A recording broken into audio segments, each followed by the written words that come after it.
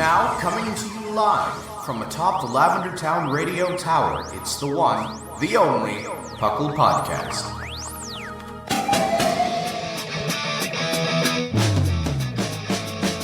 It's PUCL! PUCL! It's PUCL! PUCL! Pokemon Underground Champions League, oh yeah! PUCL! PUCL.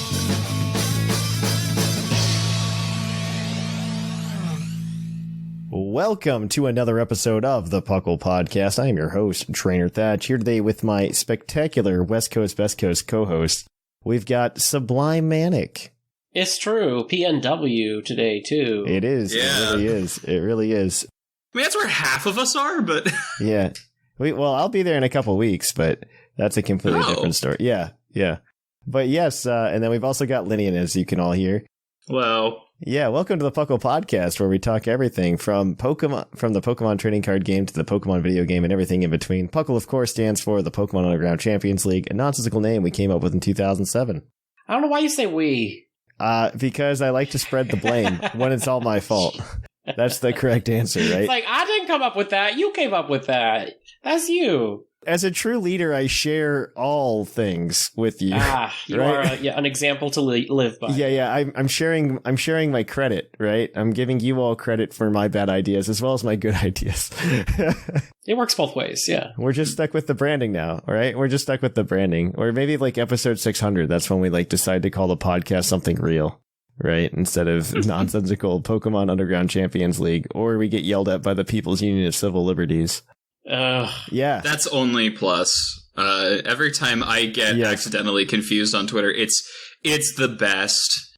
No, it's actually really, like, my favorite thing is sometimes people will tag the People's Union of Civil Liberties, and I know this sounds like a little bad, but like when they like tag us and they're obviously not paying attention, like as they're tagging everything, you know, People's Union of Civil Liberties, they're just like clicking everything. And these are obviously the people that aren't properly tagging the People's Union of Civil Liberties, because they're just like clicking and like tagging like 10 or 12 different organizations just by typing PUCL into the bar. And then we just get grouped in, and it's very confusing.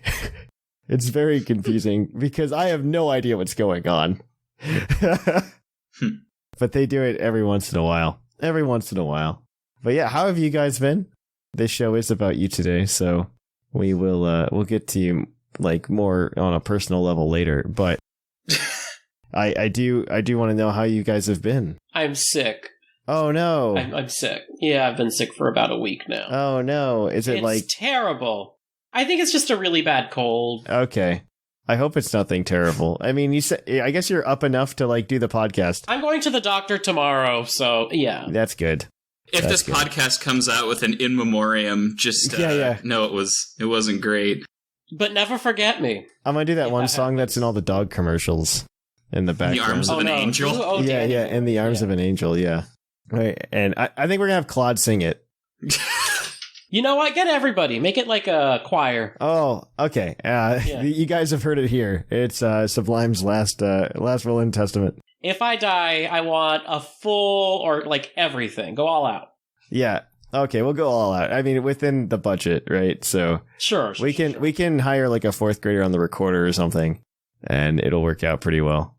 People play instruments. They do. Can we afford them? I don't know. Yeah, we got talented people. You know what, Lynian? Don't you play piano? Not well. I kind of, sort of can. Given enough time. Yeah. Just ask the PUCL people what they can play. We can make it work. If we could all pick up the recorder, I think, in a weekend, right? Like, yeah. What about you, Lydia? Anything fun that doesn't include your last will and testament? Well, I mean, that throws it right out. No, we've been starting a new PUCL PTU campaign, which is fun, but I forgot how much DMing takes. Yeah, it's a lot. It's a lot. I am so glad to pass it back. It is a lot. There have been a couple weekends like, I've got some things I can do, and then, oh no, I've got an encounter to do. All right, that's Friday. All right. Yeah. Yep, got to get that finished out. Yeah, I totally get it. Actually, that's what I was working on today. So today's Thursday for all of you at home because I have to go and visit my parents this weekend. I say have to like it's a chore a little bit, but I'm going to go. Yeah, I'm going to go see my parents this weekend. So we didn't have time to record on the normal Saturday slot because where my parents live on a farm, they refuse to purchase better internet. And I think last time I checked, their speed was like 3 megabytes down. And Oof. I don't know how. I don't even know how you can purchase that kind of internet nowadays. I'm going to be completely honest with you. I didn't even know that was still... People are suffering. Yeah, I didn't know that you could... like, the FTC, like, they even... So, like, they have a low bar for what broadband internet access is. And that is 10 megabytes per second. And my parents don't even have that. And it's kind of frustrating. Well, if you have... low expectations, you'll never be disappointed. Yeah, well, I just expect to just have zero internet access throughout the weekend. That is my full anticipation, unless I go into town, and then I will have cell phone reception again. It is absolutely a time to like not have any kind of reset. Like you're just cut off from the world, which is kind of nice some days. It sounds like it would be nice for a vacation. For a vacation, exactly. Yeah. I don't know. I think I'd crack. I don't think I'd make it. I can do it. I'm going to bring some books. I've been really getting into the Stormlight archive, so... I'm so glad to hear you say that, Thatch. Oh, no. Yeah. We'll talk. Yeah, no. I've been getting into it, so I'll bring a couple books. I'm pretty close to being done with Way of Kings. And then I'll just bring Words of Radiance with me. I finished House of Leaves, and that book is excellent. Oh, that is dark, isn't it? Yes, there were moments I just kind of sat there and let the ennui take me. Excellent book. I love that for you. Yes. Excellent book for the adults who listen to the show, not for kids. Very dark. It's a horror book. Yeah, like no. Yeah. No. And yet the horror was the part that affected me the least. Yeah, no, I've been really bad the past few years, and part of it I think is the ADHD, but like reading books, but every once in a while after like there's like a hurdle that I have to get over. Like once I get over the hurdle, I'm good. I've tried starting the Way of Kings like 3 different times, and I could just never get over the hurdle. And then I don't know what happened this time, but it like worked. I found a very healthy way to combine the audiobook and my reading the book so that I do it at a good pace. Okay, but the audiobook is great. The audiobook is really good. The trick is to if you make it through the prelude, something that the book shouldn't have. I'm going to say it. I love these books, and I hate that if you get through that, it's usually fine. No, I got through the prelude. The problem, I would get stuck around like chapter 9. I have no idea what happens in chapter 9, but sure. Yeah, I mean, this isn't really spoilers because nothing happens very early on. I mean, I would argue nothing happens for really the first half of the book, but. No, plenty happens. It just, anyway. Yeah, a lot of things happen, but they're probably explained later on or something. It's very anyway. It definitely drags. It feels like it drags upon an initial reading. Fair enough.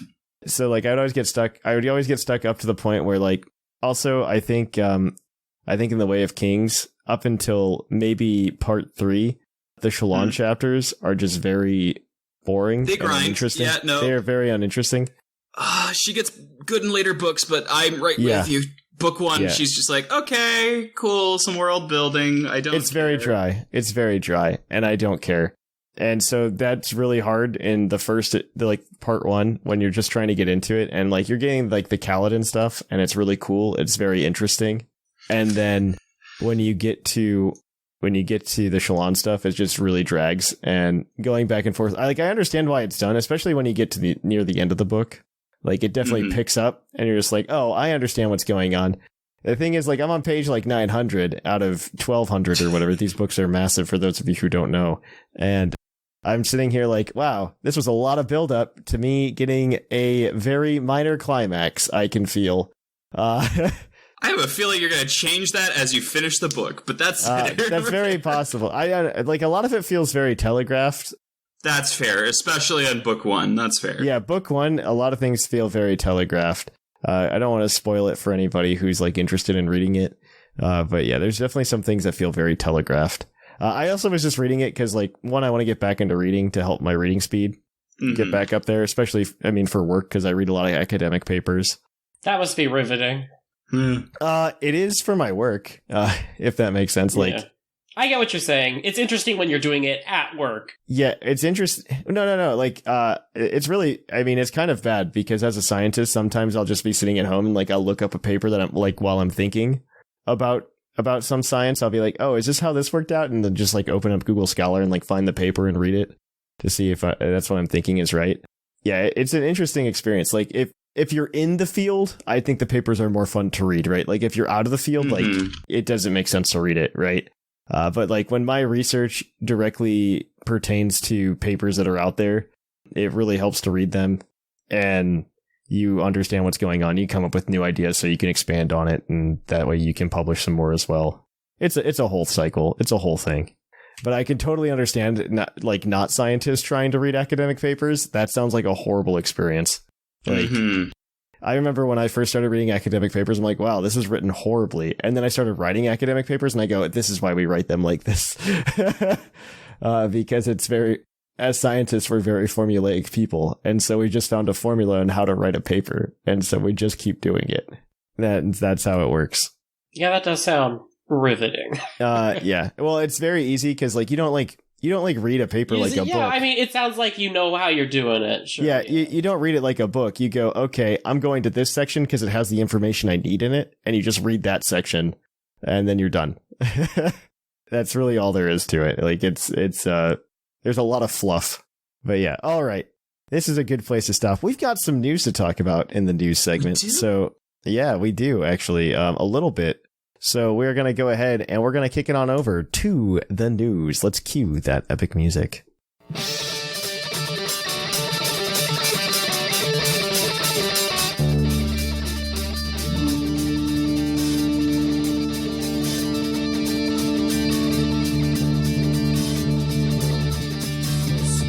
Coming to you live from the Lavender Town Radio Tower. This just in. Welcome to the news. In the news, the biggest thing is last week we got really excited about Pokemon Home because we recorded the day before they delayed it. And we got the news that we just got the news today on a Thursday again that it will come out May 30th. So a week off of the original date, probably because they had some kind of hiccup in the server that also screwed up the Chestnut raids. And I imagine it took them some time to work out those tweaks and they wanted to make sure it was working. So May 30th is the new announcement. Welcome Pokemon Home. We have missed you so long. How is it taking... I'm very confused how it takes them 6 months now to do Pokemon Home, when in the 3DS era, it would only take like 3 months to get Pokemon Bank compatibility. I'm very confused by this. There's clearly some code stuff that's happening this time, but in general, I'm not even sure that this is a coding thing. At some point, it might just be a legitimate like sales strategy. Yeah, I'm starting to wonder, right? Yeah, because at some point, if these take X amount of time to get done, I can absolutely imagine going, we'll start working on it after 3 or 4 months, because if people think it's going to be quick, they'll wait, but we want to have our early adopters buy in. I don't know. Maybe it's a competitive thing. It just feels so weird. So weird. At least it's faster than like BDSP compatibility, which took like 7 or 8 months. Because how many people? I cared a little bit. I don't know. I got tricked into buying the game, so like that's the thing. Yeah. I will still stand by this. I still think BDSP has the prettiest battle backgrounds of any Pokemon game ever. Well, at least I'm not saying it's not going to have some things right. Yeah. Yeah, that's like the one thing it got right. The battle backgrounds are beautiful. Speaking of Scarlet and Violet coding problems, right after recording the show last week, the event raids caused the games to crash because they tried to give out non-existent Great Tusk and Iron Treads materials. They have not mentioned any new event raids at this time, though Chestnut and Great Tusk Iron Treads will see a makeup release sometime. One day. Fun times. All right. Well, I guess we've got some competitive Pokemon stuff for Sublime to talk about. Yeah, for people who care about OU, the OU Council has been slowly announcing the status of Pokemon when Home comes out. So Last Respects is out, and Magearna is in. Whoa, we're letting I agree with one of those decisions. I feel like Magearna will be allowed in OU for approximately 1 month, and then it will be gone. I hope so, at least. So go get your Magearna month. Yeah. June is Magearna month. Magearna being an OU. Get into it. I don't know. Like It feels correct. I was love really when happy. they throw things in there and then people realize. I love that. I don't know. Whatever is going on in Gen 9 OU is really weird. They've just like broken it constantly, and I don't know. I feel like this is a weird decision, but more power to you, Pokemon OU Council. Have fun figuring out that mess. I gave you the next one too, Sublime, because it's really exciting. Because we're all obsessed with Unite. I really like it. I just don't have time to add it to my rotation. It's exhausting. Yeah, it's too much. It's too much to commit to. Like when you want to play like competitive Pokemon, and then you want to play like TCG, and it's just like, well, then there's no time to play Unite. All right, so Umbreon, it has been released, and also I recently heard that if your team consists of all EVs, you get some sort of buff, so that's cool. Really? Oh, that's cool. Yeah. That's cool. Wow, I wish I had time to play Unite. Get into it. You can do your Evolution fantasy teams. Wait, are there enough for 5 now? Because I knew Espeon was there, and Leafeon. Wait, Leafeon got it? Oh my gosh, I'm so far behind. I know. And Sylveon. Yeah, well, Sylveon was the first one, wasn't it? Sylveon, Espeon. Leafeon. Glaceon. Yeah. So we have everything but the original 3. That's what we have. We don't have Vaporeon, Flareon, or Jolteon. Yeah. We don't have those. Mm-hmm. They've added a lot of Pokemon that I have just not been paying. I think the last one I paid attention to was Zacian. Yeah, that was a disaster. I think that's the last one I heard it did not go well. Yeah. It did not. Zacian was overpowered? Shock. Yeah, imagine that. In the TCG, this is actually pretty exciting. Obsidian Flames is the new set, and it's been announced to be coming out on August 11th. I believe that way it is legal for Worlds.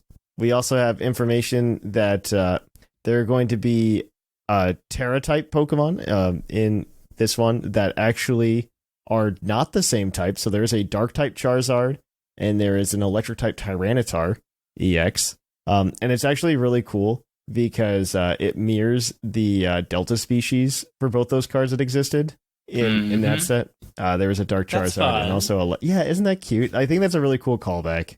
I believe Ice-Q and Vespiquen are also going to have different types, but I'm not entirely sure.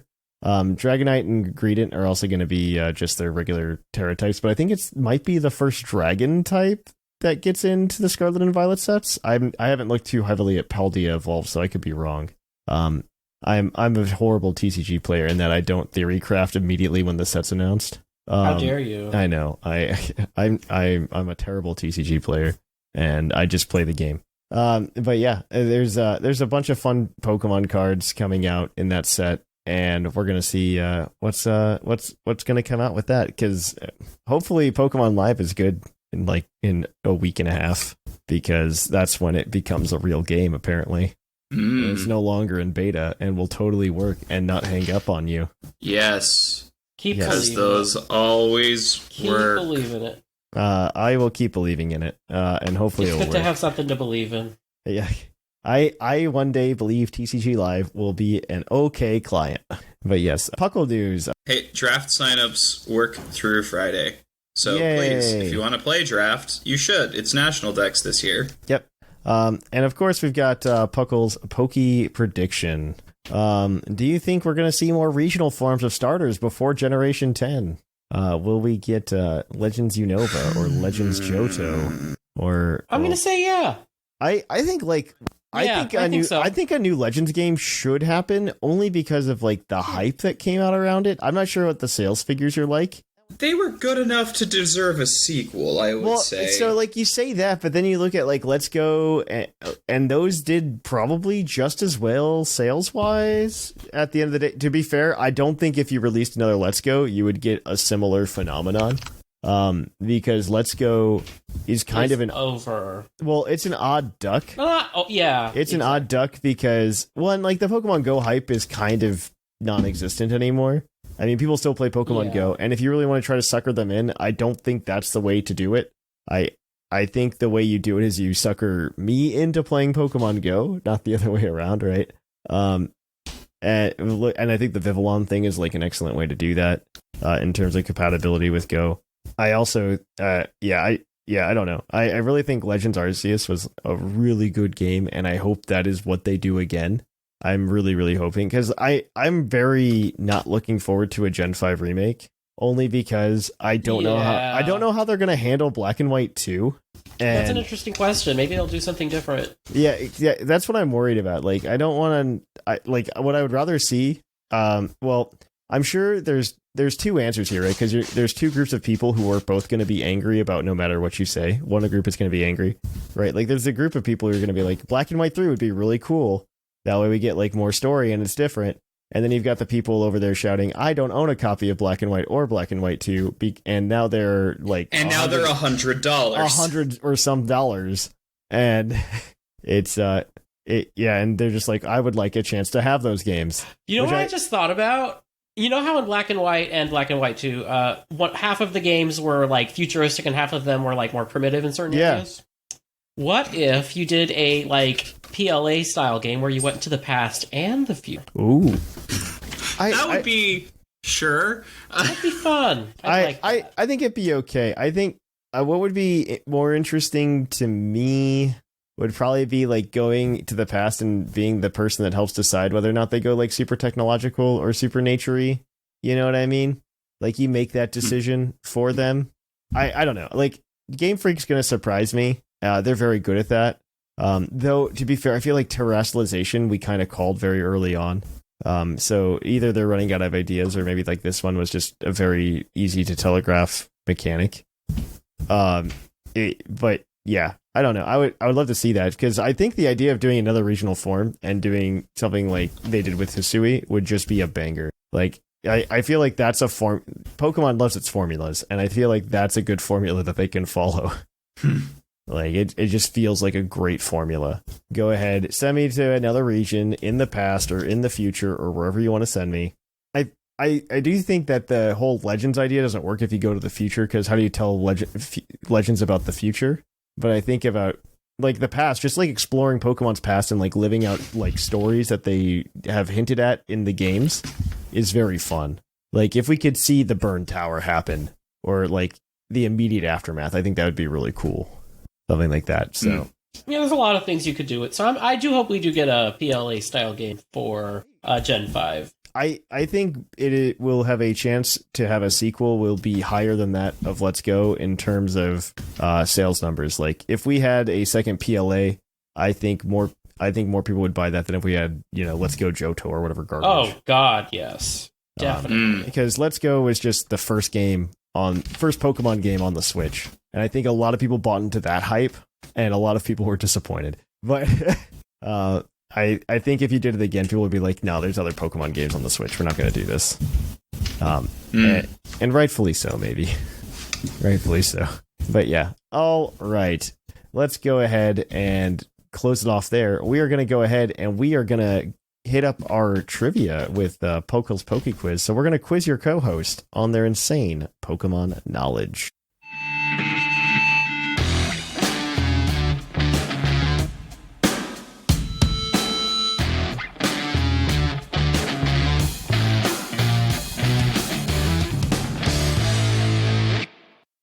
Oh, hi, and welcome to the Poke Quiz, the part of the show where we quiz our co-hosts on their insane Pokemon knowledge. I'm Mark from the Dunsparce Gang, here to explain the rules. Our fabulous co-hosts will work as a team to answer 5 Pokemon-themed trivia questions that fans have submitted on the Discord server. Each question is worth 1 point, with Pokedex and multiple answer questions worth more, for a total of 7 points. The host can use a free hint at any time. If they get all the answers correct and do not use the hint, they can cash it in for an 8th point. Welcome to PoGo's Poke Quiz, and thank you for that introduction. We are going to go ahead and jump right into it. Our first question is going to come to you from Foxy. What are the only 2 regional forms that do not gain any new types when compared to the original Pokemon? Don't gain any that new do not types? Gain new types, yes, compared to the original Pokemon. I want to say Zigzagoon doesn't get dark type at first. No, it does. I feel like I knew this, and it's bothering me that I don't have just a response right away. It's not a Hisuian, I don't think, because Hisuian.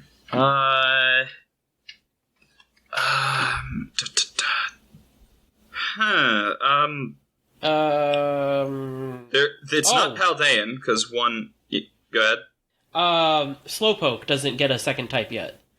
Yes, it doesn't get any new ones, right? Would that count, Slowpoke? Yes, yeah, Slowpoke it's just got is the yellow correct. on its head. And I'm just going to end it there, because the other one is White Stripe Basculin, and calling it Hisuian is, very funky. On the TCG, they call it Hisuian, but in the games, they don't really call it Hisuian.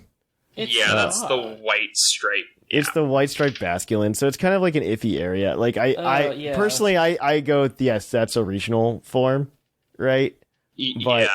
But at the same time, it is very icky and weird in the way that they presented White Stripe Basculin. I both like it and don't like it. Well, we appreciate that then. Yep. We'll take it. We'll give you the point. All right. So we get another question, and it's going to come to you from Sleeve, the Cheddar Goblin, because he changed his name on Discord. What is the first Pokemon, the Pokemon with the lowest Dex number, to have a height of over 3 meters? And because he's British, he converted to freedom units for us, which is 9 feet 10 inches. What is the first tall Pokemon? Yeah, over 3 feet. Numerically. Yeah. So Alolan Executor is up there. I was thinking Onyx as well. Yes, and Onyx would come earlier in the Dex. I can't recall which is listed first in the number Dex. Well, I would think. Let me rephrase. I would think Onyx is first. Yeah. Maybe. I don't know. I'm trying to even think of other Pokemon that are that big. Both of those are really good choices. Yeah. Because it's going to be 9 earlier. feet is a lot. Dratini is Sure, and Dratini's 147. Sorry, Dragonair is, or rather, but yeah. Those are right before Mew, so those are easy to discount. I think it's either Alolan Executor or Onyx. What comes earlier, Onyx or Galarian Weezing? You got the hat. Is it 9 feet tall though? Yes, it is 3 meters. Then it would probably be Weezing. What's its Dex number? Well, I should tell you it's not. I'm going to give you the free hint that this is not a regional form. Oh, okay. All right, so it's probably Onyx then. I would imagine. I'm hoping. Yeah, I can't think of anything else. 9 feet is a lot. The starters aren't that tall. Yeah. If you stretch out a Tangela, but that doesn't count. Stretch out a Tangela. I mean, what other stretch out? Onyx is the stretch out. How big's Arbok? Is it that big? I don't know. Maybe it might be. That's Because I know that's Dex 24 because it's right before Pikachu. It's before Pikachu. Yeah. It's either Onyx or Arbok. I don't know how big Arbok is. But if you look in the anime, Arbok is big. Yeah, because it's Jessie's height, but that's only half of its body, right? Because it's got the other. No, snakes are big snakes are deceptively long. So we're gonna say Arbok then? I think it's yeah, I think so. I bet it's at least 9 feet. Arbok is correct at 3.5 meters. It's 5 meters? No, 3.5. 3.5. It's 3.5. A little different. Yeah. All right. Well, you guys are 2 for 2 on that one. After that, so your next one is your Pokedex entry question, as always. This one is from Batista. Its Pokemon Stadium entry reads: come on. When hunting, it hides at the lip of its burrow. If prey comes close, it lunges out and drags in the prey instantly. Who's that Pokemon? That could be anything. A burrow. When hunting, it hides at the lip of its burrow. If prey comes close, it lunges out and drags in the prey instantly. It'd be horrifying if this was Diglett. That would be I was horrifying. thinking... Yeah, no, I don't think Diglett could do that. No, No. Maybe another ground type, though. Arbok again. Arbok. I would not do that to you. That'd be great. That'd be iconic. Maybe think Tangela has some Sandslash? real dark secrets. Do you think Sandslash would do it? I don't have anything better. Yeah, I feel like it would go hunting. Sandslash. I don't think it would. It's based off of pangolin. Those are herbivores, but like that's never stopped Pokemon before. It's got spiky things. I feel like it could lunge and drag something. All right, Sandslash. Yeah, Sandslash. Sandslash, I'll give it to you. It is actually Sandshrew. Was it Sandshrew? Oh, you see, Sandshrew's a baddie. You knew, just in his first anime episode. Yeah. I mean, Sandshrew's into some crazy stuff. It wore the Macho Brace before anybody else wore the Macho Brace. Exactly. It was first. Sandshrew's savage. I believe. Yeah, that checks out for me. The other entry was from Let's Go, and it reads, its body is dry. When it gets cold at night, its hide is said to become coated with a fine dew. What the? Yep. That wouldn't have helped. Yep. All right. So this next question has up to 4 answers. Well, you know what? I'm going to require that you give me all 4 to get maximum points. For every 2, you get a point. Okay. You can get up to 2 points on this question. Because you guys are 4 for 3 right now. This one is from On You Her. helped us out, so. There are 9 Pokemon that have had a type removed from a generational shift, but 4 Pokemon lines in these 9 Pokemon. We can do this. Yeah, who are they that have had Pokemon that have their types changed into a new generation? I just need the lines. Those are the full answers. Yeah, Magnemite, Togepi. No, he said that had type removed, right? Removed, not added. Oh, okay, well then Togepi was removed normal. The Togepi line is correct. Yeah, it removed normal. Igglybuff That's one of the 4. It just went from normal to normal fairy. Didn't lose anything. You're right. Oh, Clefable, sorry. Yes, that is also correct. Clefable went from normal to mono fairy. That is 1 point. Yeah, there are 2 more lines that have had types change. Removed. So you have to think about when new types were introduced. Snubble, yes. Snubble and Granbull are the other one. Yep. There's one more that I'm trying to think of mono fairies because that it has nothing to do with fairy typing. I'm going to tell you that. Is there? There's nothing. Interesting. So it'd have to be a darker steel. Nothing lost Magnemite a type was to just gain additive. steel. Oh well. I mean, Steelix loses. This one's a little funky, this one's a little funky, and I don't know if anybody remembers it, but we're gonna find out. Yes. What? All of the Rotom forms lost Ghost. You're right. They did. That is correct. God, they were so good when they were all ghosts. They were just completely different. I mean, they're better now. Yeah, I think they're definitely better now. I think they're definitely better now. Some of them were better then. It depended on the type you got. Maybe. But Rotom flying at least made sense. Nice. Yeah. If Rotom flying made more sense back then, yes. That is, but that is correct. That is all of them. That is your 2 points. You guys are running a perfect game so far. You guys are 6 for 4. Your next question is your base stat question, as always. And, of course, you haven't used the hint yet, so you could try to cash that in and go for broke. This one is going to come to you from the Once and Future Gamer. In Generation 8, Leon can use 6 of 10 possible Pokemon, but which one of his possible team has the lowest base stat total? Who cares? Ugh. Does he use something that's got, like, a deceptively low BST? My guess is that one of the starter replacements might have a lower BST. Yeah, that's like. Does he use something like I don't know? What's its name? The thing that comes to mind for me is what is his team? Let's see if we can think of what his team composes of. His team has all the starters, an Aegislash, all the starters, and Charizard. Yeah. Okay. Yeah, because one of them switches, right? So he has the 3 starters. I thought he only had the one starter. Charizard. Oh, across any of them all could be of in the his slot. teams. Right. Yeah. Nice. I remember a Mr. Rhyme and a Haxorus. Okay. So it's just which of the starters is the lowest? No, because their BSTs are going to be the same. Not always. Well, what else would change out? Well, that Mr. Rhyme. I know he has other Pokemon. There are 2 other Pokemon. I think one is Rhyperior, and that stat's really good. 540. It's got 540, I'm pretty sure. Yeah, so it's either Mr. Rhyme or the other Pokemon, because I think Mr. Rhyme is lower than, like, say, Haxorus.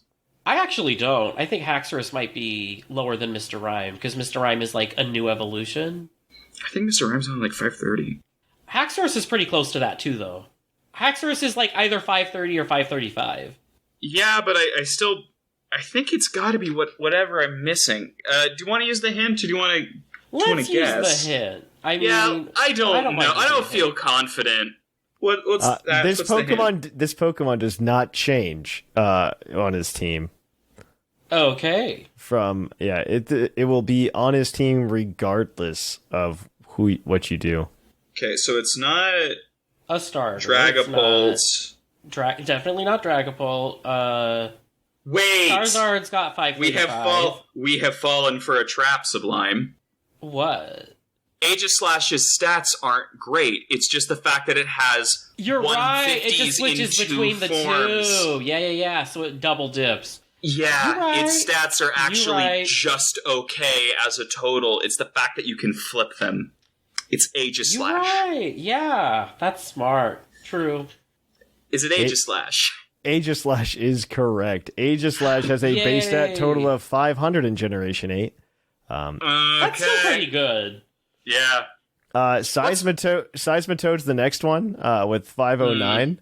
And then Mr. Rhyme with 520. So you guys were getting close. You were inching there with Mr. Rhyme, but not quite. I had no idea that the last Pokemon was Seismitoad. Yeah, it is Seismitoad. Because, Seismitoad is memorable. Yeah, because everyone's favorite champion. It turns out that every Pokemon that swaps out on his team is just weak to the starter you chose. What? So it's grass? Well, that explains it. I never picked Grookey. Seismitoad is if you choose Grookey. Mr. Rhyme is if you choose Scorbunny. And Rhyperior is if you choose Sobble. Which I did in my second playthrough. Especially because I never did a second playthrough since I felt no need to get a second version because all of the updates were on the same cartridge, you know? Yeah, I just kept playing. I just played other profiles. Anyway. But yeah, there you go. That gives you guys 7 points today, though. So let me go ahead and add that in for you. You guys are moving on up. Let me go. Man, that definitely changes things up. Wait, I can't do math. I'm bad at math today. That's nothing to do with the fact that it's 10:30. All right, we are going to go ahead and we're going to sort that. In first place, we have Lynian with 29 points. I'm 1 point. Oh, wait, never mind. No, you're 11 points away. No! You got Cloud9 in second with 28. You've got Sublime and Whimsicott tied for third with 24. Seth Vilo in fifth with 20. Shark and R Sigma tied with 19. Mark in eighth with 15. Dushiro in ninth with 13. Basket in 10th with 12. And Shamu in 11th with 5. There we go. Race to 40. Whoever gets there first gets bragging rights or something. But yeah, and if you want more Puckle's Poke Quiz, tune in next week. Until then, we're going to kick it on over to the topic. We have another review. This one is going to be from Spartan THX 117. 5 stars, longtime listener. The first time I've ever written a review for a podcast. I first started listening to your podcast when driving to meet my girlfriend on the weekends, when neither of us had to work. Since then, we've moved in together and become engaged. The both of us have been playing Pokemon since we were kids, and we have both listened to your podcast when traveling or working around the house together. We may not score too well on the quiz part, but we always enjoy the topics and conversation between the host and guest. Keep doing what you're doing. Well, thank you for that, and congrats on the engagement. If you would like your review read on the show, leave one, and it might be read. Until then, guys, we're going to kick it on over to the topic. Welcome to the topic. Our topic today are our Pokemon journeys, Sublime and Lynian edition. Ooh, ah. Yeah, right. All right. So this is a topic that we did previously with Mark and Claude at the beginning of this month, and I really liked it. I liked how it turned out. So we're gonna keep doing it with everybody when there's no crossover. It's gonna be really like there's just gonna be a long gap for like the last two people, right? We'll get there. It'll be a Patreon bonus episode. Yeah, right. We'll get there. Yeah, I have somehow wrangled these cats into the same room. But yeah, we're gonna go ahead and we're gonna just talk. We're gonna have Sublime and Lynian tell us their stories about how they got into Pokemon, what they liked about it, and any good memories throughout the years. And their story of how they got here today. Yeah. So I guess before the segment, I told Sublime he got to go first, and we have to respect that. Yes. I guess. Like, it's fine either way. Sure. I know. No. All right, Sublime. Well, how did it go? How did it start? Yeah, tell us your story. Okay, so I am 11 months younger than you, Thatch. To the day. It's to the day, so I can always, like... We do say that. I was a young child when Pokemon first became a thing. I want to say I got blue for Christmas, and my brother got red. Is that how it started? Was that like your first exposure to it, though? Like, I want to say yeah. Okay. Yes. Okay. Like, when it first came out. I taught myself to read playing Pokemon. Like, I was too young to know how to read. Pokemon has just been such a, like, instrumental part of my life, and it's so intertwined ever since I was a very small child because of that. Like, I remember reading, like, the strategy guide for Gold and Silver when it came out. Yeah. Being, like, obsessed and trying to, like, be the best Pokemon trainer I could. And be like, oh, here's how dumb I was, though. Okay? Here's some really two memories. One, I was playing Yellow and thought I was real hot stuff because I said, oh, I don't want 4 attacks on my Pikachu. I'm going to teach it agility. And I am so clever. Because I started to understand that you don't need 4 attack type moves of the same type. Well, to be fair, that like in Gen 1, that's also bigger because crits were based on your speed. You know, when I start thinking about it in a slightly more complicated way for a small child. And then I just have memories of being on my grandparents' back porch in sunglasses reading the strategy guide for Gold, and they took a picture of me, and I really enjoy that. I really like that. Really encapsulates my childhood. It's a good picture. I had blonde hair. Can you believe? I actually can't.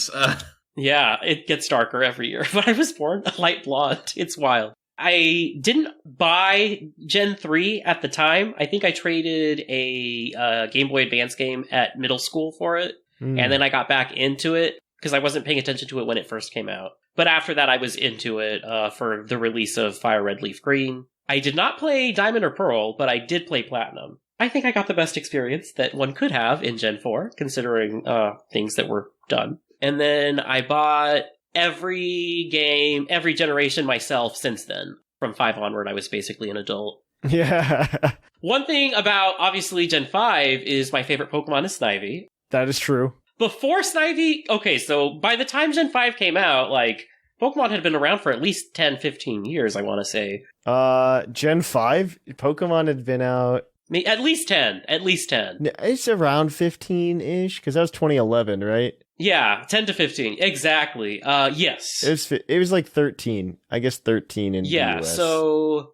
Because I had already been, fan of Pokemon and someone that actively plays all the games since I had been so young for the majority of my life by then, I thought there's no way I'm going to change what my favorite Pokemon is, and it was Starmie at the time. But it got dethroned. So that's just a thing that makes me think never assume your favorite can't change. Because that was the last game that we got where Japan had the game for 6 months before we did. Oh, that was fun. I remember that. You remember when that used to happen? Yeah. Yeah, and you'd get excited to look at the new information as it was coming out. Yeah. It was really bad because sometimes you'd get stuck calling the Pokemon their Japanese names because you'd be really into it beforehand. Yeah. Oh, I remember it's so different now, but when you'd get all the data dumps of all the stats and things. Yeah, exactly. There's no more times anymore where it's not like that. No, you can't yeah. I'm sitting waiting for Koro scans.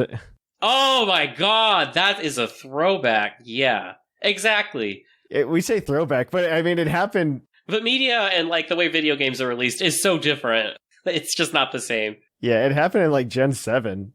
Koro scans mattered in Gen 7, and then after that, they just stopped mattering. Yeah. I remember calling Snivy Smugleaf, though, for the longest time. Because it looks so smug. It's just the perfect Pokemon. So that was a big moment, realizing, oh my god, I actually have a new favorite. I never thought this day would come. It is like the equivalent of my spirit animal. That's not an appropriate thing to say. It's the equivalent of my Patronus. That's not an appropriate thing to say. I just identify with Snivy. I get it. So strongly. That would be me if I were a Pokemon, like 100%. And then Gen 6 is also really special to me because, one, I think it's like one of my favorite generations of all time, X and Y. And then also, that was when I joined PUCL, I'm pretty sure, and started writing. That's true. I forgot. We used to have a writing staff, and you were part of that. We did. I was a part of the writing staff. That's how I onboarded. We should bring back the writing staff once I fix the website. Yeah. That's the thing to do. Yeah, and I covered VGC. Oh my god. First of all, VGC 14, 15, 16 is like my favorite era of VGC. Actually, you're correct. You're correct in that. So good. Really balanced. Really fun. I am. Yeah. God. And of course, Mega Evolutions, we love. I will say, every generation since then, my enthusiasm has slightly become more casual. Like, it's so ingrained into my life. Like, I'm in my office right now. I have 5 Snivy plushies of different sizes, a Zubat, a Master Ball, a Pokeball, and an Esper. Especially after Dexit happened, my enthusiasm is like, it's just not the same relationship it used to be. Just because I don't remember how long ago it was that I played with, like, Snivy in a mainline game. Yeah, I totally understand. I didn't have any bugs with Scarlet and Violet. That was not my experience. I had a lovely time. I didn't have bugs. I don't think I had bugs, but I definitely like saw the performance issues, right? Yeah, I did have some slowdown times, but it never was prohibitive. And I will say, I fell in love with Scarlet and Violet a lot. That was kind of a renaissance for me because the story, just chef's kiss, you know? I thought it was a very well executed game in a lot of ways. And I had a great time playing it. So, I'm just on Cloud 9 at the moment. Sorry, Claude. You gotta share. Yeah, that's kind of my overall journey and the big strokes. Well, you used to play VGC too a lot, right? I did, yeah. It's something I always try to keep my finger on the pulse of, I like to keep an eye on what's happening. Yeah. It's just a big time commitment, Especially right now. I think it's Gen 8 and Gen 9 made it a little bit worse. Yeah. With how the seasons change so quickly. And you have to constantly be I was complaining about this, I think, just back in February or January, because I was trying to get into it, right? And it's kind of the same thing that happens with TCG that makes me feel bad sometimes. Because with TCG, what will happen is the next set will come out in Japan pretty much as we get the set before it. The previous one. Yeah, so you always know what's coming. And so what happens is people will immediately start testing with the new set. There is no... The new set's just come out, what is it? Because you're always anticipating. You're just always behind. Yeah. And I have the money that I could play TCG, but oh my god, that is just such a money investment in perpetuity to keep playing. I think it's better than it used to be. Yeah, I mean, especially after prices started rocketing because of people wanting to get into... They've dropped significantly. Good, because that was just rotted. I think the last time you and I talked about playing TCG was back around Gen 6-ish era, right? I will say, one idea I've had is, especially with the new TCG platform, I think I might try to get back into it with that new platform. I was thinking of streaming on Mondays and calling it Manic Mondays. Oh, that'd be cool. Sublime Manic Mondays. Yeah, wouldn't that be cute? Just another Manic Monday. Yep, very good. Yeah, just another Sublime Manic Monday, yeah. I think it's a lot of fun. Because TCG's always fun. I mean, you could use the PUCL account. It's got a ton of cards. Yeah, maybe I will. So one, I think every deck right now that's meta is under $100, which is really good. Love that. Yeah, every deck is under $100. I love that. That's great. The last time you and I played, Shaman EX was a thing. Yeah. For those of you who don't know, Shaman EX is a card that you play on your bench, and you can play up to 4 of them on your bench in a single turn. It was not limited to once per turn. Yeah, and you could draw up to 5 cards in your hand. 6. I think it was 6. It was 6. It was 6 cards, yeah, in your hand. And so you could just do this. And it was colorless, so you could just slap any energy on it, and so it worked in every deck, and then it would just fly back into your hand or your deck. Yeah. If you somehow had to use its attack, it shuffled it back into the deck. Yeah, which was stupid. For a double colorless energy, which was a thing at the time as well. It was stupid. It was very good. Yeah. Oh, God. Remember VS Seeker? Oh, my God. But Shaman was like a $50 card, and you needed 4. Yeah, the more you had, the better. And you needed 4. And that was insane. And so nowadays, there's actually nothing. And what's even better is like the new Scarlet and Violet sets. Pokemon realized that the secondhand market existed, I guess. And they're just like, oh, well, if we just make the pull rates really good, people are just going to buy more packs instead, which is 100% what happened. And so you just get something out of every pack, I swear. That's amazing. That's good. So one, they got rid of non-holo rares. Also, when a new generation starts, I think that's the best time to jump into the TCG if you want to. The Scarlet and Violet sets are amazing, in my opinion. Mm-hmm. So I absolutely recommend if you want to go spend your money. I also have always loved that the TCG, I think I will, because, or I'll look into it, because the TCG, it's so fun to see Pokemon that aren't, like, the usual suspects get, like, attention. And there's a lot of the usual suspects, too, but, like, Vileplume, you always know when Vileplume gets printed, you know. It's gonna be something. To watch out. It's gonna, exactly. Or, like anything that's gotten an energy transfer kind of effect. Like, it's fun to see Pokemon get, like, popularity in a different format. Yeah, absolutely. But I'm gonna cut it there so we can ask Lynian. Yeah. For his story. Let's hear about Lynian. We want to hear about you. So I'm I want to say like 5 or 6 years younger than the next youngest Puckle host, which I'm not like Shamu. A baby, but I'm 26 at this point. It's not. Oh, Shamu's not even 30 yet. No, but he's 29, I think. That sounds right. Yeah, because he's a few years older than me. But either way, so everyone else is like, yeah, I got Red and Blue on the Game Boy when I was a kid, and that was not the case for me. My first experience was probably seeing the anime. The thing about probably in that sentence is I legitimately don't remember. Pokemon has existed for basically all of my life. Yeah. And it's been stateside since I've been about 2. I don't remember much about then. I know that I was watching the show. I know that for Christmas one year, I do not know which year, I got the Pokemon movie. Oh, those were good. Those were moments, yes.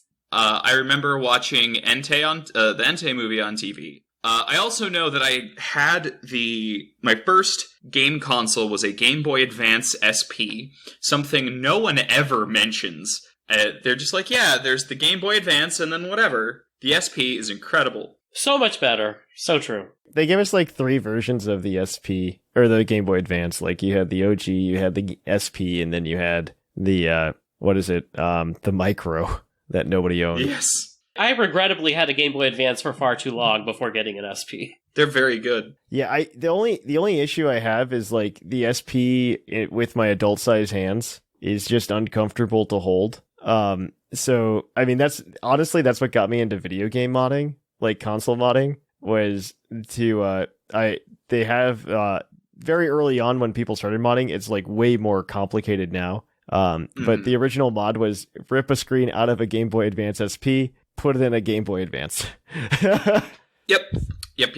And that was my first mod. But my first game that I got was with a few others, but it was Pokemon Sapphire, and I played so much of that game. I did not catch them all. In fact, I really only caught 3 Pokemon. I had my Swampert, which was basically how I beat most of the game. I had my Breloom, which was the only other thing that I had that was even sort of leveled up. And then like a level 20 Sableye, because it has no weaknesses, so clearly it's the most powerful Pokemon. I remember learning a lot of very complicated words for a small child. And according to my mother, I taught myself how to read when I was very young with a jungle set Rhyhorn. Because she was like cooking or doing something, and I kept asking her to read cards, and she said, figure it out yourself, because, you know, I'm pestering her constantly at a very small age, and she's trying to do a thing. She felt bad, went to go see what I was doing, and turns out I was staring at the card. I knew it was a Rhyhorn, because I'd seen the show,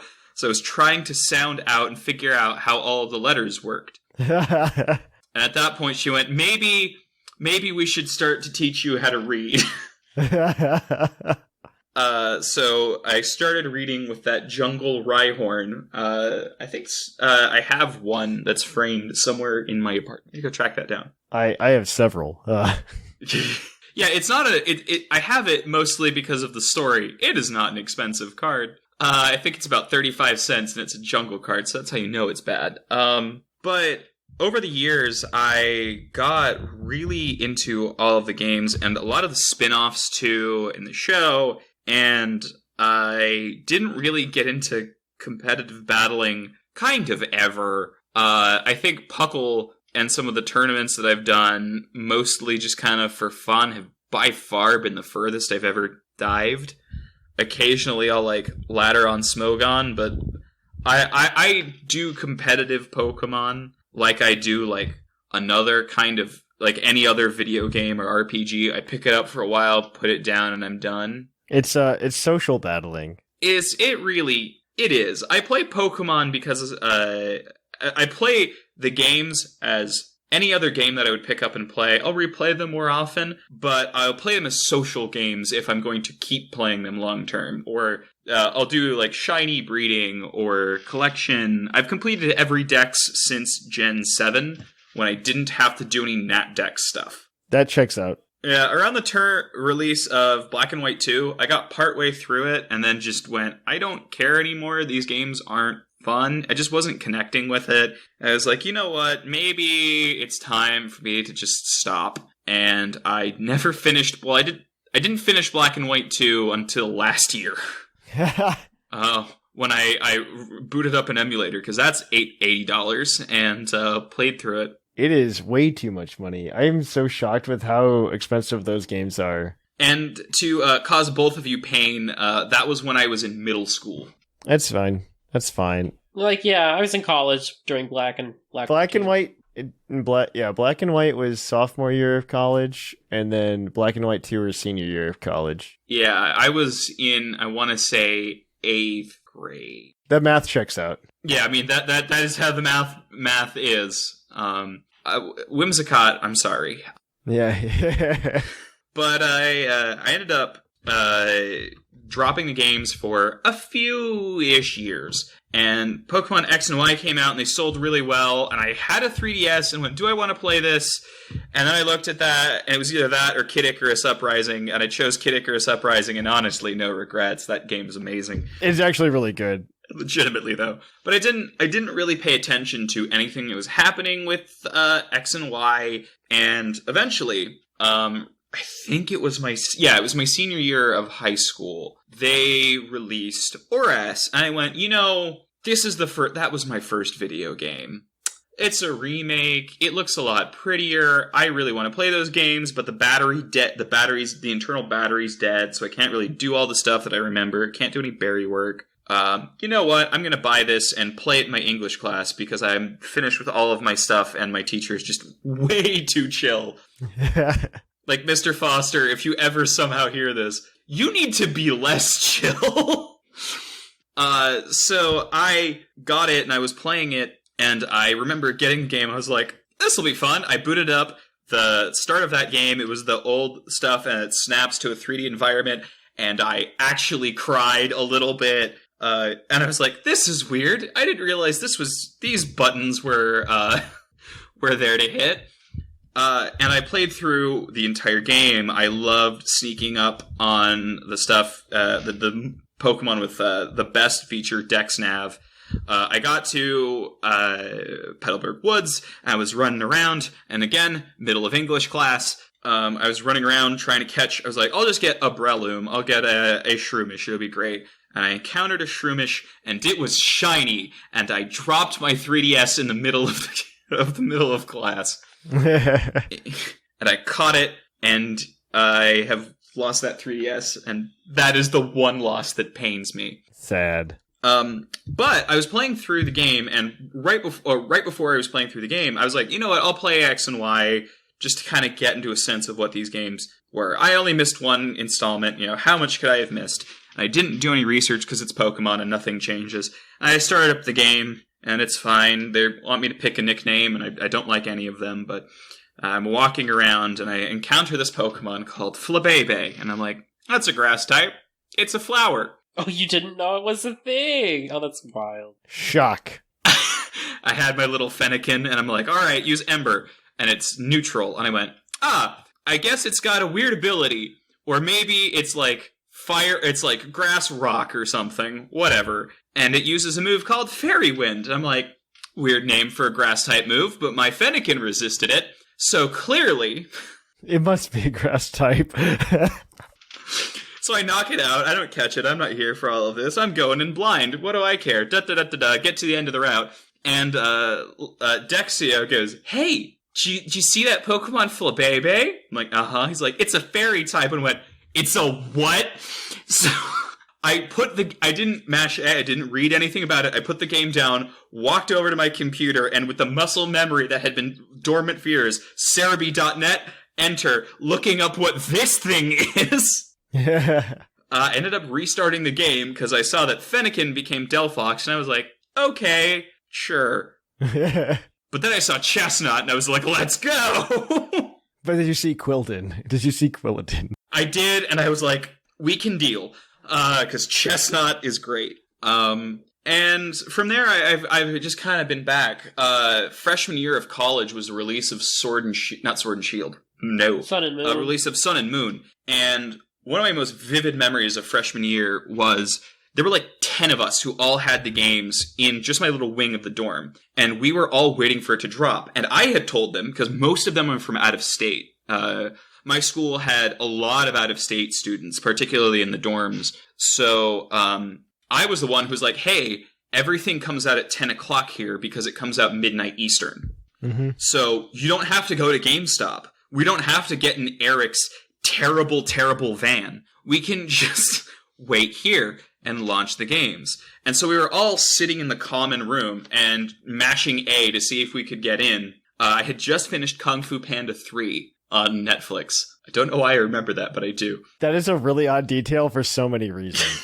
Well, because it was such a specific night that you have memory of all of those details. That's true. And we were all laying, and some of us had sun, some of us had moon, and we were like watching it like, wow, the day-night cycle, that's actually really cool, because it meant our route encounters were different.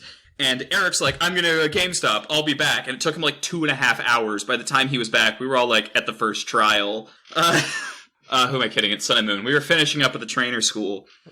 Oh my gosh, though, right? Oh my god, the worst tutorial zone. I love those games. I actually really like how they open, even on replays. It just takes some time to get through it. It just takes so long. But slow isn't bad. Anyway, we get through it. Those are my favorite games, and so many of my favorite Pokemon came out in that generation. My favorite of all time is Minior. Oh, your favorite Pokemon, yeah. The Gachapon, but I loved pretty much all of the Ultra Beasts. I didn't know how I'd feel about them beforehand, and I still don't like Celesteela that much. But all of them had like wonky stats and extreme designs, and I am a sucker for anything that's just really out there. I love Alolan Executor. I really like Dracozolt. Like these really wonky designs. And Gen 7 was when I felt that they really started leaning into that as heavily. I think my favorite Pokemon up until that point had been like Zangoose for a while. When I was really little, it was Sudowoodo, and I can't explain why. He's just a funny little dude. Okay, Sudowoodo looks cool, though. I like Sudowoodo. It's got a cool gimmick. Yeah, he's a cool dude. He's very much a Pokemon of his time and could use an evolution. I think he could. It'd be great. He really could. Oh, he did get to be in... He got a pretty big role in Scarlet and Violet. He might also get, like, I could see him getting, like, the Farigiraf treatment one day, but it would hurt my soul a little bit. DLC Sudowoodo of evolution, I would feel good about, honestly. It's already in the Dex. Just let it also evolve. It won't happen, but it's okay. It won't, but it's cool. But it could. Anyway, and so that's when I found PUCL. That's when I started getting involved in this. I actually met my now boyfriend in a Pokemon Discord, hilariously enough. Not PUCL's. There was this channel called The Dex. I remember The Dex. And we met in that Discord, and many, many years later we started going out, but that was where we met. So Pokemon's always been like this part of my life where an inordinate amount of brain space is devoted to it. Like, the reason I listened to PUCL was not because of the news. I got in because of Game Corner, but mostly it was the trivia segment. There were many weeks, if there wasn't a trailer, I would listen to who the co-hosts were, and if certain hosts who were no longer affiliated with the podcast were on, I'd go, great, I don't care about what they have to say. I'd listen to the trivia, and then I would turn it off. That's fair. Not me or Thatch. No. I said that we're with the show anymore, so... Just emphasizing. If I was on the show, I don't think he'd listen to that many of them, right? I'm on a lot of them. I'm on most shows. I think I'm on something most of them, in fact. I think I'm on something close to 90% a year. Yeah.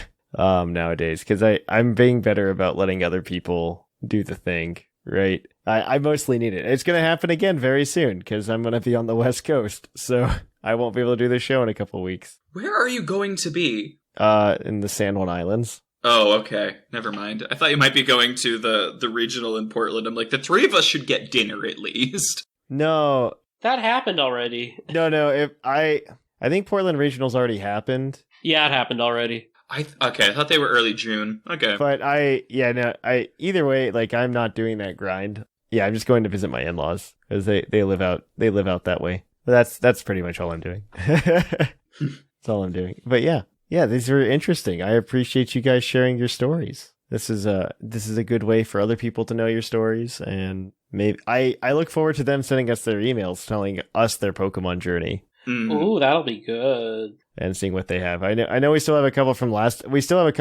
time that we'll dip into occasionally. But they're very, very good. I really enjoy listening to yours and everybody else's just to see where everybody's coming from. But yes, all right, that is going to be it for our topic today, guys. We are going to kick it on over then to our Pokemon of the episode. We'll catch you on the flip-flop. Poke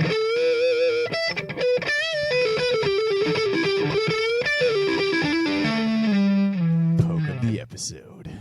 Welcome to our Pokemon of the episode. Our Pokemon of the episode this week is National Dex number 941. Kilowattrel, the frigate bird Pokemon. Its Violet Dex entry says it uses its throat sac to store electricity generated by its wings. There's hardly any oil in its feathers, so it's a poor swimmer. It's a seabird! What? What? I don't know. That's just the Dex entry. Kilowattrel is really cool though, because it's it's a regional bird that didn't become normal flying. So right out the gate, interesting. Really interesting. Corviknight was cool because it wasn't normal flying. Talonflame was cool because it wasn't normal flying. Toucannon tried to have a weird nose, did not work. But yeah, Kilowattrel, very cool. Electric flying is also a really interesting type to give to a Pokemon. I mean, like, outside of Zapdos and Emolga, right? We don't have any others. Well, and yeah, because electric Rotom Fan, only, which nobody cares about, but no, but it's a great type because you lose the only weakness to electricity. Exactly, it's like a free electric type, so you just get a bunch of resistances for free. Yeah, it's great. Yeah, I mean, you get a bunch of cool resistances. So, we have pretty mediocre stats. HP and attack of 70, defense of 60, special defense of 60, 105 special attack, pretty okay. And then we've also got 125 speed, pretty good, pretty fast, as you would expect from electric type. On top of that, it's got it's got a lot of cool abilities. One is competitive as its hidden ability, which when it gets intimidated or it has a stat drop of some sort, it actually gets a special attack boost, which is really cool. Two, that's right. And then you've got Volt Absorb, so it's immune to electric type attacks if it has that. And then you've got a new one called Wind Power, which is actually kind of cute. If you're using it in doubles, it is if you use Tailwind, or any kind of move hits it, it actually becomes charged, the effect of the charge move. And it boosts the power of the next electric type move that it uses, essentially, which is really cool.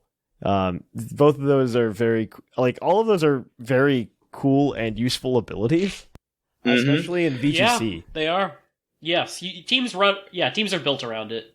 It Yeah. picks up not only the boost from Tailwind, but it gains an immunity. Oh, this doesn't give it an immunity, but it also triggers off the relevant moves of Heat Wave and Icy Wind. Yeah. Icy Wind's very common in VGC. Oh, Exactly. Yeah. And Heatwave will probably come back once Zapdos comes back, when Home is released and we let those Pokemon into the VGC scene. Mm-hmm. And then this also has interesting, which will be relevant as soon as Home drops. It also gives you that boost off of Springtide, Wild Bolt, Bleak Wind, and Sandsear Storms. All of the Genie signature moves. Ooh, interesting, yeah. But yeah, we've got a team today around Kilowattrel. It is a UU team, once again, because the last time we did a UU, it was very, very fun.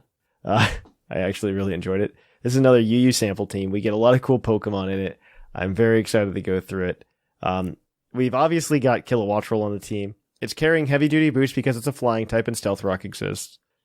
It's got the competitive ability because in singles, either your wind power doesn't make sense. Volt Absorb is probably the weakest of the three abilities, and there's not a lot of electric type moves you're trying to absorb a lot that you can't do with like a ground type. So which we do have on the team. Its Terra type is electric. We're just max special attack, max speed with a dash of special defense because why not put the 4 somewhere? Timid nature because we're gonna go fast, and we're running Hurricane because it's the best special flying type move, even though it's got 70 accuracy, but so does Focus Blast. And 30% of the time, you always confuse your opponent. Thunderbolt, which is a very good electric type stab. U-turn, just so you can pivot. Unfortunately, I don't think it gets Volt Switch. Does it get Volt Switch? Or are we just doing this so we can't? I don't think it actually gets Volt Switch. No, it does. It does. It gets it by level up. Yeah, it does. You probably but you can be locked out of the Volt Switch. Yeah, you don't want to get locked out. You don't want to get locked out of the Volt Switch. So you just run U-turn to get around that, and then Roost so you can heal up. Additionally, this is a double birds team. We not only have one cool dual type bird from a generation, we also have another in Talonflame, also holding heavy duty boost because you are a Talonflame. And I don't know what else you would hold. The ability is Flame Body. Terra Ghost is the type. And that's probably to get around... oh my gosh. I had it in my head and I lost it already. But it's good defensively. Additionally, you have 248 HP or a bulkier Talonflame because Talonflame's attack stat, as Seth Bilo will always tell me, is only 80. 8 attack because we're hitting HP numbers. And then 252 speed to go fast. We're also Jolly because we're going to go fast. The idea is that we're just here to taunt, prevent setup, prevent any kind of, things from occurring, letting your opponent get any status moves off. Brave Bird, because you're Talonflame, Roost, and then Will-O-Wisp, so you can cripple. It's more of a support Talonflame than an attacker. It also is running Flame Body instead of Gale Wings, but to be fair, Gale Wings is kind of awful now, post-Gen 6. Talonflame is no longer the menace it once was. Who wants the snails? I want to do the snails, because I think it's cool that this is double bird, double snails. It is double bird, double snails. I love that. Yeah, go Other for things. it. Yeah. So we're starting with Wo-Chien of the Quartet from this new generation, and it's running leftovers because this thing is thick. It is. Obviously, it only has the one ability, and we're giving it Terra type Ghost as well. It's just a really good defensive type.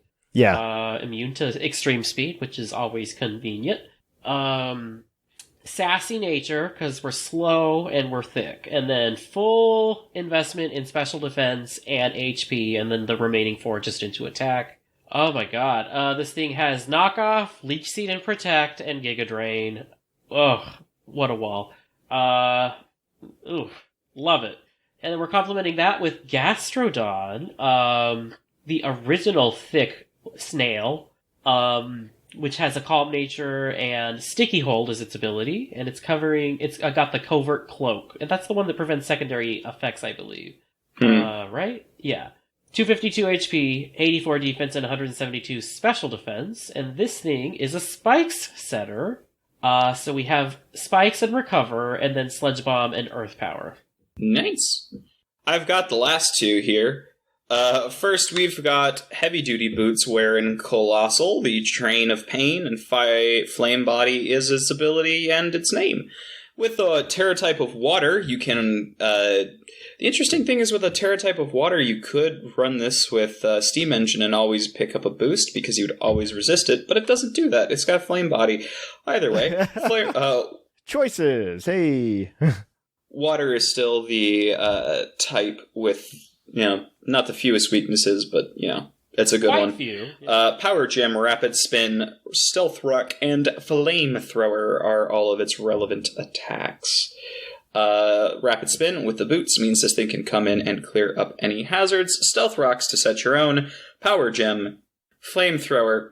Flamethrower? It's not really here to attack, but, might as well have something to fill out the slots. It doesn't exactly have a wide support move pool. Its attack and special attack are the same stat, I think. Right? Yeah, it is. So you can go special. Yeah, I'm just saying it doesn't have a lot to do.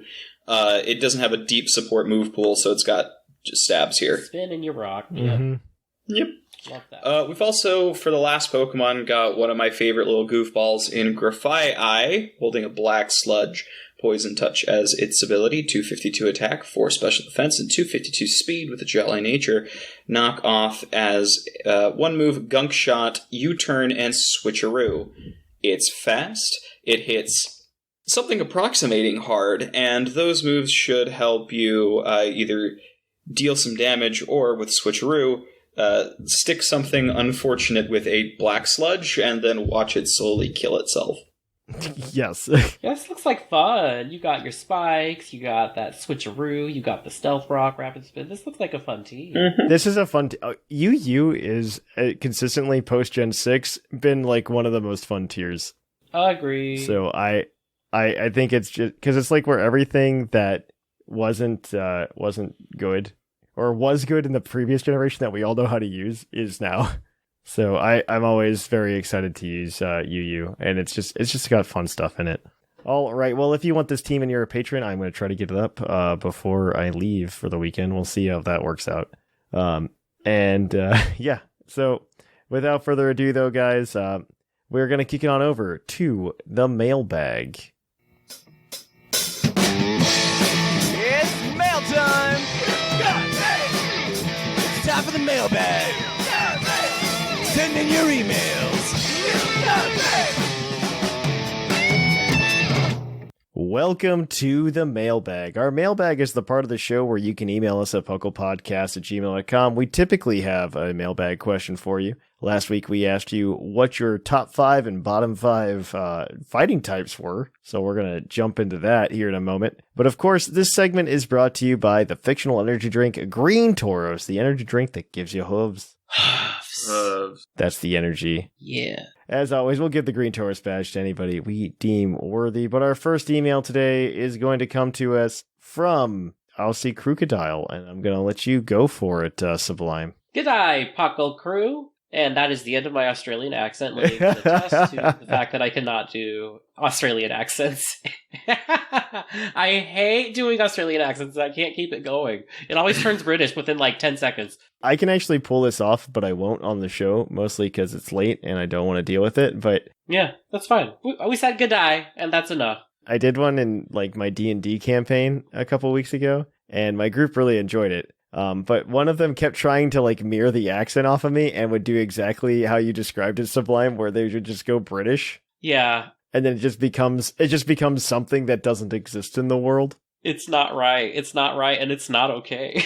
I relate. He kept doing it. I'm like, why are you doing it? Your character doesn't have an Australian accent. What is wrong with you? He wants to.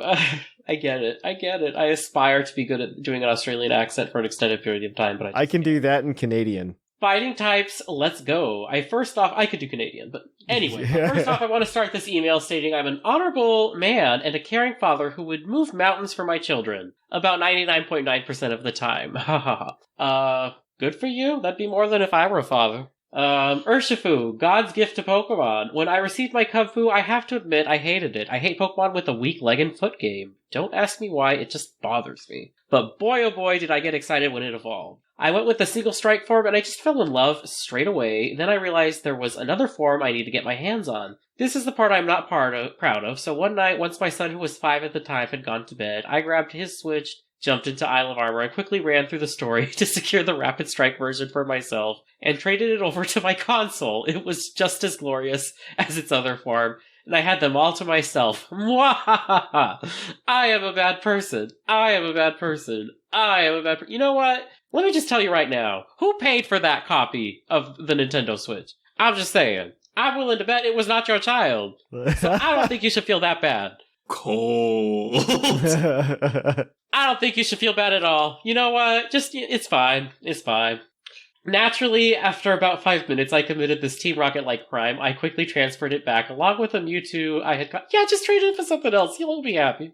I had caught the max raid dens that he was eyeing off earlier that week, and because I usually play through his story for him, he was none the wiser as to make me feel even more like a Drongo. He called me the best dad ever for catching him at Urshifu. I know, I'm a bad person! I think, you're gonna have a great story for when he's an adult, assuming he's still into Pokemon, so I think you made a memorable life moment. Yes. Now I have confessed my sins. Here are my top 5 and bottom 5 fighting types. So his top 5 are both forms of Urshifu, sharing a spot, Hawlucha, Hisuian Decidueye, because, again, it has a strong foot game, Mienshao, and Sirfetch'd. And then his bottom 5 are Kubfu, Passimian, Tyrogue, Hitmonchan, and Throw/Sock. And he makes a good point. There's a lot of uninspired fighting types. I don't think Hitmonchan and Tyrogue deserve that slander, but that's okay. I concur, but there's a lot of You guys tried to put Lucario on the bottom 5. I have nothing but contempt for that list. No. We did not. Claude tried to. The nerve. Now, my question to you and the other hosts, have you committed a Pokemon crime or done something you're not proud of? And I'm not talking about beating on kids in a game. I do that every chance I get. I also don't feel any guilt about that. Yeah, how else are they gonna learn? Yeah, exactly. Gotta show them who's top dog and teach them those life lessons. Also, my favorite taco is the salmon seaweed taco served at our local sushi joint. Cheers, the Aussie crocodile. Have I committed any sins? I have not done any sins. I don't think so. Not like that. No, definitely not. I don't think so. But I commend you for it. I've done vigilante justice where I've I don't even think that's the right term, but I have physically wrenched a console out of my cousin's hand because he didn't recognize something was shiny. That was just due diligence. You were doing him a favor. He'll be glad that you did that. Yeah. That's doing him a favor. That was the reaction. Gratitude. All right. Well, we've got another email from Car Eternal. Well met, Puckle Crew. It's once again Car. How fitting that today's topic was the fighting type, because I'm ready to throw hands. First, you insult my cuddly boy Quilladin, and now this. No, you deserve it. Simply put, if you mess with the boar, prepare to get gored. I mean, I don't know how Quilladin's gonna do it with his little hands, though. Yeah, how you gonna catch hands he can't throw them? I feel That's right. It's time to defend my lovely hunk of bacon, Pig Knight. It's not deserving of a spot in the bottom 5 of fighting types, but it is, though. In fact, I dare say it is the single best firefighting starter that we've gotten. Okay, timeout. You are just demonstrably wrong. Back up. Now you're just, lying. Blaziken exists. Infernape exists. Monferno exists. Okay, Monferno is good because of it being the only decent fire type in Sinnoh. That is just wrong, though. No. I used a Houndoom. Yeah, Houndoom is actually pretty good in Platinum. Yeah, it's fun. Remove that artificial scarcity and it's no better than Combuskin, which is still better than Pig Knight. Speaking of which, Pig Knight is more deserving as fighting type than Combuskin is. Combuskin gets its fighting type No! They're both relatively equal, I would say. Combuskin gets its fighting type from cockfighting, but isn't all of Pokemon really cockfighting? We're going too far down this rabbit hole. At this point, why not make all Pokemon fighting type? Is that a slippery slope fallacy? Yes, but your argument is invalid because my pig is wearing an awesome wrestling singlet. Emboar is trash, though. My top 5 and bottom 5 would look like... top, Breloom, best Pokemon ever designed. Don't at me. I don't disagree. We just put it in grass type instead. Hawlucha. Yeah. Hawlucha is pretty good. Graplocked. I have a student obsessed with this jujitsu. Hariyama. Annihilate. What is this list? This is interesting. I see some tops that a lot of people put in the bottom. Yeah, I don't disagree with a lot of it. I'm just impressed. Bottom, Crabominable. Few Pokemon make me as irrationally angry as this ugly thing. Sneasler, the other Pokemon that is so ugly it infuriates me. Back up! Get out! Nope! Leave! Done. We're over. It's over. Trash taste. Sorry. JK, but not really. Paldean Tauros. Hisuian Lilligant. We don't need any more grass fighting, dear God. What? There's 2. This from the guy no. Wait, this is from the guy who said Pignite was top tier. And did he just put Breloom in the top? No. Like, you can't be, like... And then he's just like, Lilligant's bad. Hisuian Lilligant's bad. Lilligant's great. I mean, I like it more than normal Lilligant, but I mean, it's not a high bar, but it does clear it. Exactly. And then Embor, but not Pignite. Sincerely, Car Eternal. Bonus question, I have a real authentic Mexican restaurant nearby, and while it may sound disgusting, the cow tongue taco is surprisingly good. Actually, this is true, I've had this. Lingua's fine if it's cooked well. It's just when it's not, it's awful. Lingua, it's chewy. Yeah, I expected it to be chewy, but it's actually not. So tongue tacos for me, please. All right. Oh, because Claude and I talked about the last time we got tacos together. That's what happened. All right. So our last email today is going to be from Chief Pancake. And Lynian, I believe you have this one. I do. What it do, Puckle Crew? Wanted to email you guys to share my favorite and least favorite fighting type. Can I just say reading the emails on this has been an entirely different experience? Right? These are always my absolute favorite episodes. Like Thatch, I also have had an irrational love of Primeape, and Annihilape is no different. I was so hyped when I first saw Annihilape leaked. Fighting Ghost is one of the coolest type combinations in my opinion, and I love its design and name. Another top favorite fighting type of mine is also my favorite fire type, Infernape. You just like monkeys. It was my first starter in Gen 4, and sits among my top 10 Pokemon of all time. And while Lucario is super overdone and overmarketed, I still can't help but love it too. As for my least favorite fighting types, my mind usually goes to the ones who are the most humanoid. You just put Lucario and Infernape in there! I'm sorry! I need to break for a minute, just say that. I mean, all of the ape Pokemon, like, how close are we to apes? Like, they're very human. All of these have been humanoid. He says, especially if they're also wearing clothing, Lucario's got pants, Annihilape's got gloves.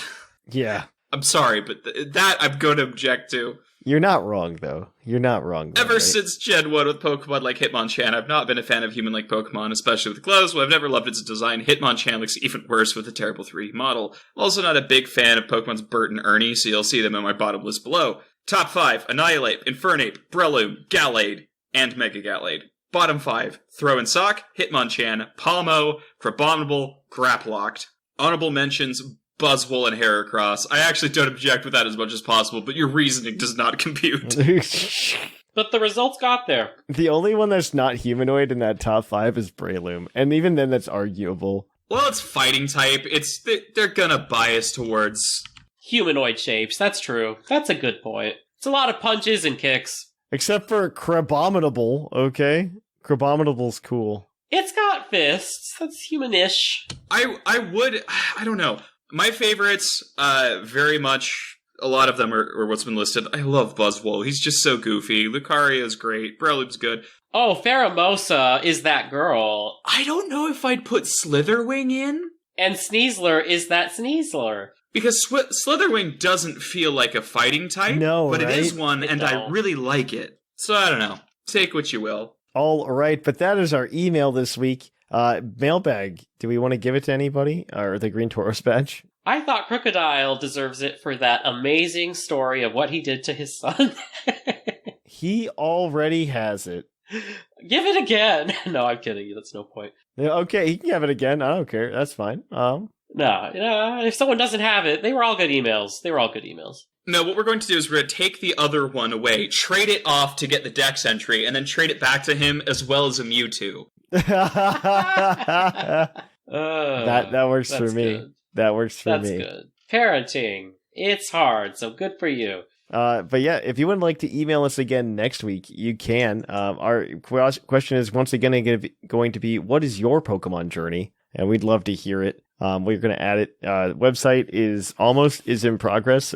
Tia has bugged me to help out with the website, and They are definitely helping me out significantly in trying to remember to do things, which is honestly the biggest hurdle in my life. So I do appreciate that, and hopefully we will have a website by July when we have to take PUCL Plus off the air, yay, or off the feed. So, yes, other than that, if you want to keep up with us throughout the week, the best way to do so is come to our Discord at discord.com, or pucldiscord.com. Wow, it is 11:30. And of course, you can always go ahead and follow us on social media, Twitter, Facebook, or Instagram. Additionally, you can always catch us on stream. I should be back to it once all of these trips are done over at youtube.com/puclpodcast. Then we might go back to Twitch at twitch.tv/thepuclpodcast. Lastly, if you want to help support the show, you can do so in a couple of ways. First is you can go to Patreon at patreon.com/puclpodcast. Another way you can do so is go over to our our Troll and Toad, where you can use code PucklePod5 for a 5% discount. And of course, anytime you use that code, it helps support the show as well. And with Paldea Evolve coming out next week, they actually have decent prices on sealed products. So if you're interested in getting a box, you can go get it over there. Yeah, that's it. I have been Trainer Thatch. I always go last, so I'm not used to going second. I continue to be Sublime. And I'm Lynian. And here in the Lavender Town Radio Tower, it's closing time.